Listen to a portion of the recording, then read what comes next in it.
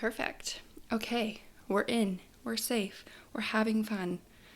Hi, everybody, and welcome back to Nobody Knows. This is the second episode where I've also filmed it on video, although I'm not too happy with the way I've set it up. I got one camera here and one camera here, and I would rather just have them together so I only have to look in one spot. But it's a work in progress. At least we got video going. Very exciting. So if you prefer to watch podcasts, head over to YouTube because now I'm there as well. The channel name is at Nobody Knows Podcast. There is no underscore in this one. I had to snatch that up while it was still available. And it was so funny because I read that YouTube is the top performing podcast platform, which is actually a really big shocker to me because I used to love watching YouTube tutorials, like makeup gurus back in 2010, like the early-ish 2000s, and like it was all the rage to watch makeup tutorials, vlogs. It was just, YouTube was the platform. I kind of forgot that YouTube even existed, and also let alone having a podcast that you would watch it. I just always figured podcasts were like audio only, but that's not the case anymore. I listen to 80% of my podcasts, and then the remaining 20 I will watch on YouTube or on Spotify, because sometimes Spotify has the video option. But with this knowledge, I want to be present. I want to continue to grow Nobody Knows, and I want it to gain momentum. And I think the only way I'm going to do that is if I expand into the popular platforms. So to YouTube we go. I hope you all had a wonderful Valentine's Day, Love Day, Self-Love Day, Galentine's Day, whatever you call it. This was Brendan's and my second Valentine's Day together. However, last year was we weren't really official, so this was technically our first official year as a couple. And last year we actually spent it over FaceTime, so we didn't even spend it in person, but we made carbonara, and I think we had both ordered each other some type of Uber Eats, like dessert or candy, and then we also watched Love is Blind. I don't know what season, because also I have no idea what season we're on now. There's like another season coming out in March that I just saw, so I'm all for the crappy TV, but we watched Love is Blind. So then this year we essentially did the exact same thing, but we did it together. So we made the same carbonara recipe, and then there were episodes of Love After the Altar, or still Love is Blind episodes, so we watched those. It was super fun, kind of nostalgic. We're starting to do our own traditions, and that's really exciting. And in last episode, I chatted with Brendan and discussed my experience, being in a committed relationship, because this is like my first serious relationship probably since high school. And if you haven't listened to that episode, I highly recommend going and listening to that in the usual spots. And we talked about, how we met and what it's like to do long distance and like so much more. So if you're interested in that, highly suggest going and listening to that. But for this episode, and because we're still in the month of love, I say that with quotation marks, still in the month of February, I wanted to chat with the gals and talk about all the things that I have learned in love. Because like I said, this is my first serious relationship, so I've had a lot of experience navigating the trials and tribulations of dating and like trying to find your partner and actually wanting to fall in love, not just like swiping on the apps for funsies. So there are a whole lot of things that I have learned, but I'm going to share, I think it's the top 4 that I've written down for us today. And I definitely think that you learn when you fail, and I have failed a lot at love and relationships, and so it's been one hell of a ride. This tea is still too hot to drink, but I'm like really thirsty. It's not bad. Like a little ASMR moment in here.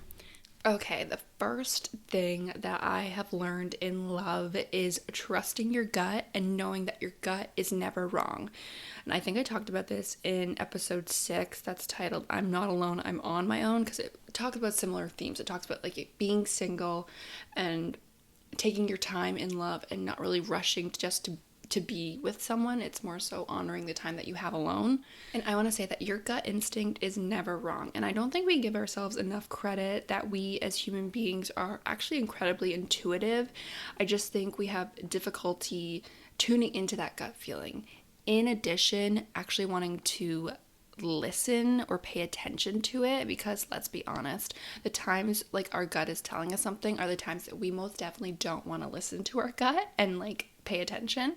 I actually did some further research, and Harvard Business Review said studies show that pairing gut feelings with analytical thinking helps you make better, faster, and more accurate decisions, and gives you more confidence in your choices than relying on intellect alone. And this is especially true when you're overthinking or when there is no single clear-cut option, like aka love. I'm probably going to get a little naturopathy on you, but also side note, if you've never been to a naturopath, you need to go, because it's incredible what you learn about your body. And there are so many, I don't want to say quick fixes, but some are pretty quick and some are like, wow, this is all I had to do to like fix this ailment or fix this with my body, versus medication or things that are actually really harmful to your body. Yeah. Go if you can. If you have benefits, it's a little bit more expensive. If you have the privilege and are able to afford a naturopath, highly suggest checking one out. Back to the natural more side of things, there's a deep neurological basis for intuition, or like a gut feeling, and that's because scientists call the stomach like literally a second brain. There's a vast neural network of like over 100 million neurons that are lining the entire digestive tract. And just for context, that is more neurons than that are found in a spinal cord. So this obviously alludes to that the gut is incredible at processing things and understanding things. So when you approach a decision intuitively, your brain works like in tandem with your gut to quickly assess all of your memories, past learnings, personal needs and preferences, and then makes the wisest decision given the context. This all pretty much says that your intuition is a form of emotional and experiential data that we definitely need to value and should not be overlooking. So then you're probably going to wonder, like, how do you differentiate your gut from other bodily feelings? And Harvard Business Review also did a deep dive into this as well. So like, let's go through what they suggested, because I also struggle with this. I think I'm getting better at it now, and definitely reading this whole article, I was like, oh my gosh, that's so right. That's exactly how I felt when I had this quote unquote gut feeling and I either followed it or didn't follow it. So the first one is notice when it's your gut talking versus other human emotions and bodily feelings. So how do we do that? Okay. Fear is typically accompanied by sensations running throughout your body, such as constrictions and agitations. So you may feel tense, panicky, or desperate. And I definitely talked about this in a TikTok recently, where I am always prepared for my meetings, but I still get anxiety. And it's like kind of cold sweats, jitters, I can't sit still, it's difficult to breathe. That is a feeling of fear, because I am, for whatever reason, scared of what's going to happen in the meeting. Even though I'm prepared, it's just the fear of the unknown. So that feeling is fear. Fear can be dominated by self-critical thoughts that urge you to hide, conform, or compromise yourself. So going back to my meeting example, I am very hard on myself, so I always think that the worst is going to happen, when in reality, my meetings always go great. Your intuition, on the other hand, has like a pulling energy as your choice is moving towards your best interest. And even if that means pursuing a risk or moving more slowly than others, this is usually accompanied by feelings of excitement, anticipation, or ease and contentment. And physically, gut feelings tend to cause your body to relax. And with intuition, your inner voice is more grounded and wise, like a good mentor. So to tune in to your gut, start out by like picking out an outfit that you really like without weighing all the different options. Raise your hand and speak up in a meeting without censoring yourself. Taking quick decisions and making small actions, there's smaller consequences of that, and it gets you comfortable by using your intuition like on the fly. And by starting off small, you're mitigating feelings of being overwhelmed, and you can gradually step your way up to larger, more high pressure, high stake decisions with greater trust in yourself. And they went on further to say this approach is effective because it builds your distress tolerance and your ability to emotionally regulate in the face of discomfort. And then finally, they said, fall back on your values. Your core values represent what's most important to you. So examples like this would include freedom, diversity, stability, family, or calmness. So let's say you're feeling agitated after a long day at work when nothing went your way. Your core values can help you pinpoint the source of your frustration and understand it more clearly. So this is a really good example if you're a more logical thinker, but are really wanting to tune in to your gut or your intuition. Using your core values can sort of bring you back home and pinpoint like what's going on and sort of lead you in the right direction. Moving in to the second thing I have learned in love. Butterflies are a red flag. Now this one's gonna be a hot take. You may or may not agree with me, but all I ask is that you listen and then you can decide if you agree or disagree with me. Also, what the heck is going on with my voice? 1 second, please. So I think I heard this thought process, this idea from Halsey, like years ago in an interview, but it has stuck with me to today, and I think it still rings true. Butterflies are your nervous system's way of warning you and signaling alarm bells that something is just like not right. And I want to stress that this doesn't apply if you're just meeting someone for the first time, because that's normal nervousness. It's like the fear of the unknown. But once you've met this person, you've become more familiar with each other, you've gotten to know each other on a deeper level. If you're still getting butterflies, that to me is an incredibly large red flag. I think it ties in to your gut and your intuition, because you get your butterflies like right in your tummy, right? It's just your body's way of saying, something's not right, something's not going good. Because as you progress in your relationship, you should start to feel more comfortable and at ease with this person. And this took me a really long time to realize, but love should not be hard. And it doesn't have to be difficult or rocky or hot and cold like it is in the movies to be profound. Yes, of course, relationships take work. Extreme factors, life gets in the way, making things challenging for you and your partner. But loving another person is the most simplest of emotions and feelings. It's really childlike if you break it down. And loving someone and having a romantic partner, that person should start to feel like you're home. They should bring you comfort. They should make you feel safe. I want to give an example of this so I am not misunderstood. If I compare how I feel with Brendan to the past 3 guys that I've dated longer than a month, all of the past guys I experienced this butterfly-like symptom with. Whereas with Brendan, after our second date, honestly, I was at complete ease with him. For one, I felt comfortable setting boundaries as I knew that he was going to respect them. And 2, I was able to share intimate parts of myself that I had not shared with anyone else previously.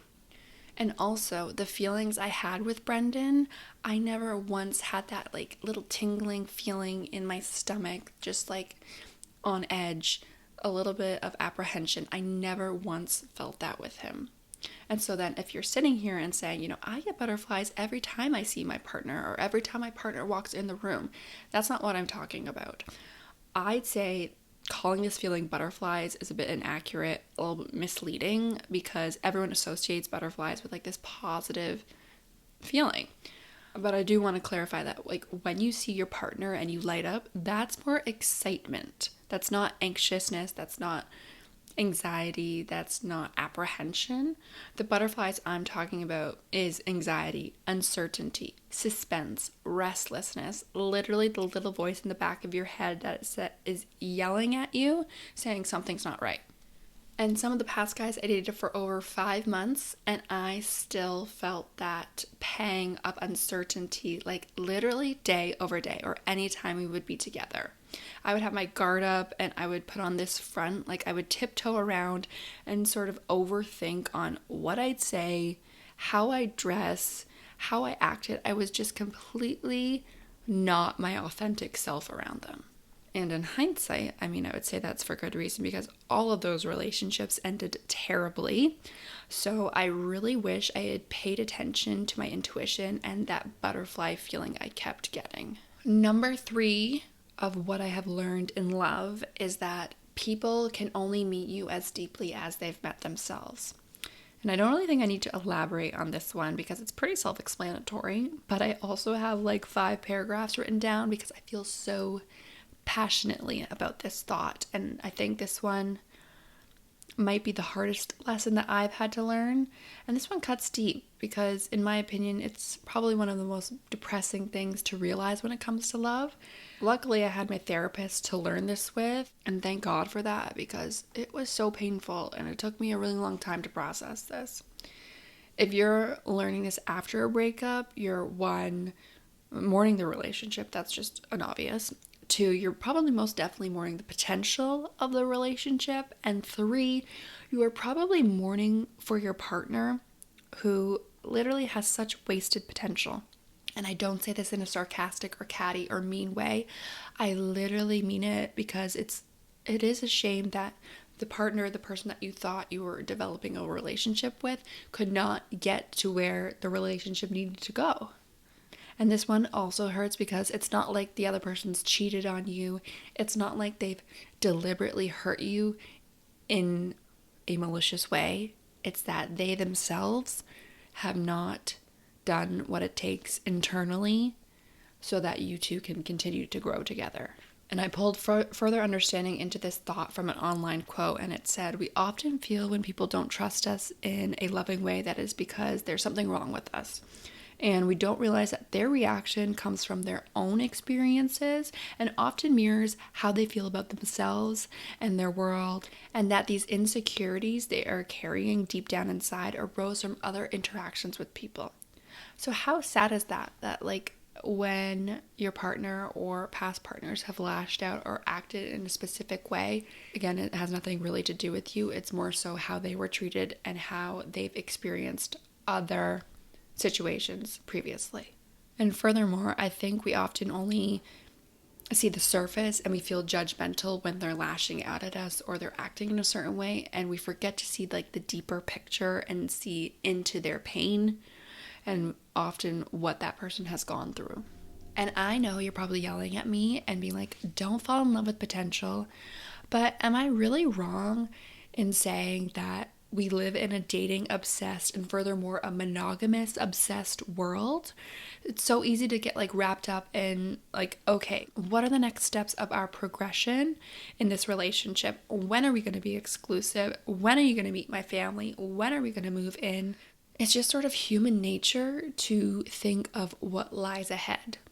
The 4th and final thing or lesson I have learned in love is understanding how you heal best and fiercely advocate for it. Because I don't want to be like a Debbie Downer, but most of the relationships you have in life are going to fail and they're not going to work out in our favor. So you're going to need to know how to best take care of yourself when you've either 1, broken up with someone, or 2, been broken up with. First one I would say is setting the boundary and following through. So if you're going to, take a week before responding to any messages, or you're not going to respond to any messages, or you're going to communicate through a mediator, whatever that boundary is, stick to it. And oh my God, follow through on it. Follow through like it is like your religion, like you're obsessed with it, like it is your freaking air. Second, sort of ties into setting a boundary, but I say cut off all communication. Cutting off all communication, while it's painful in the moment, it is probably the best way to get over someone, because, it's sad to say, but it's almost like they've died. Like they just don't exist anymore. And it doesn't give you the temptation to, creep them on social media or, God forbid, reach out to them on a drunken night, because I've definitely done that before and it's like the worst feeling in the morning. It's just not great. It's also not a great look. Just cut it off. The third one is spending time alone. And I don't mean you have to go crawl into a hole and like literally not see anyone for the rest of time, but I think spending some time familiarizing yourself with being on your own again is a really good thing. And while difficult to do in the first month, I would say, because you're probably used to spending most of your time with this person, it's going to pay off in the future and in the long run. And I also say, like I said, you don't have to spend all of your waking moments alone. Reaching out to other people, like a close circle that you have, like my family and furthermore my friends, really got me through some difficult breakups. And also animals, like playing with my dog, playing with my cats, or just snuggling, and even like a stuffed animal. I am such a strong advocate for having your childhood stuffed animal still, just like squeezing it and just crying. Sometimes that like does the trick, but finding those outlets and those people, your network, that help you process. The next one is taking a break from dating. There are a lot of people that will just hop right back out there and go on all of these different dates, and that's just not me. No judgment to whoever else, like everyone processes things in their own way. For me, I have to take a break from dating. I can't even think about another person for at least a few months, depending on how long the relationship was. But I think by taking this time to just focus on yourself, spend time with your family, spend time alone, you're really processing the relationship, you're honoring it, you're honoring the time that you put into it, what the other person put into it. You're like actually letting it go. You're actually grieving. Whereas I think if you hop into dating again really fast, it's just a band-aid, and all of that trauma, that pain that keeps adding up from each relationship that you go over, that's gonna have to come out at some point. And I would rather do it in small doses, small amounts, versus just have one big breakdown, because that will take a longer time to recover from. The next one is accepting that it's over. And that's really freaking depressing, but it's probably the best thing you can do, and not thinking about they're coming back, because 100% they always come back, but you're not going to want them when they come back, because it's like gross. It's like, first off, you left me or I left you, and there was a reason for the split. Majority of the time, it is not the best reason to get back together. It's more so like either person is bored. But if you work to understanding and accepting that that relationship is over, the easier it's going to be to continue to progress through your healing journey. The last one is doing your inner work and focusing on other passions that are not related to love or relationships. And I think this will get you back into just sort of the normal day-to-day things of your life when you're on your own. And I think that there's something really nice to be said about not focusing on love all the time. Like, just take a break. It's going to be fine. Like, love will still be there when you want it again and when you're in a better mindset for it. So I want to know what you've learned in love. And if you want to share that with me on socials at Nobody Knows Podcast, followed by an _, that would be great. And if you've been loving this podcast and are feeling up to it, I would also be very thankful if you shared this with your pals or even gave a 5-star review. And I am so excited for our next episode, because it's going to feature Amanda of @AmandaFindingBalance, and she's on TikTok, and she has grown her community to over 50,000 followers as she's documenting her journey of changing her life one day at a time and recovering from binge eating and working through her eating habits.